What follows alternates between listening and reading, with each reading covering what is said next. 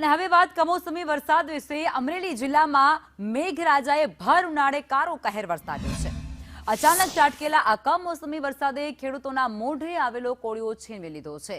ખાસ કરી ધારી તાલુકામાં પરબડી ગામમાં કુદરતને રૌદ્ર સ્વરૂપ ધારણ કર્યું હોય તેવું ખેડૂતોની મહેનત પર પાણી ફેરવી દીધું હોય લાગી રહ્યું છે। અહીં એક ખેડૂતની 70 વીઘા જમીનમાં વાવેલી ડુંગળીનો તૈયાર થયેલો પાક એ વરસાદમાં પલળી જતા પાયમાલીની તસવીરો સામે આવી। મોંઘા બિયારણ અને મજૂરીના ખર્ચ પણ માથે પડતા હવે સરકાર વહેલી તકે આ જે નુકસાની પહોંચી છે તેનું સર્વે કરી અને સહાય આપે તેવી માંગ ખેડૂત કરી રહ્યો છે।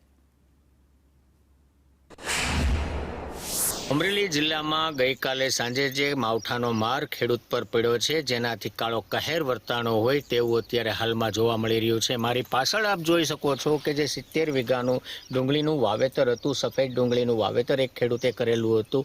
ડુંગળી પણ ખેતરમાંથી ઉપાડી લીધી છે, કટા પણ ભરાઈ ગયા છે અને માર્કેટમાં મૂકવાની જેમ કે ટ્રકમાં ભરવાની વાર હતી ત્યાં જ વરસાદ ત્રાટક્યો હતો, જેનાથી આ ડુંગળી પલળી ગઈ છે સદંતર, જેના હિસાબે ખેડૂતને જે 70 વીઘાનું જે ડુંગળીનું વાવેતર હતું તેમાં પૂરેપૂરી નુકસાની જવાની ભીતિ સેવાઈ રહી છે। ટીનુ લલિયા, સંદેશ ન્યૂઝ, ધારી।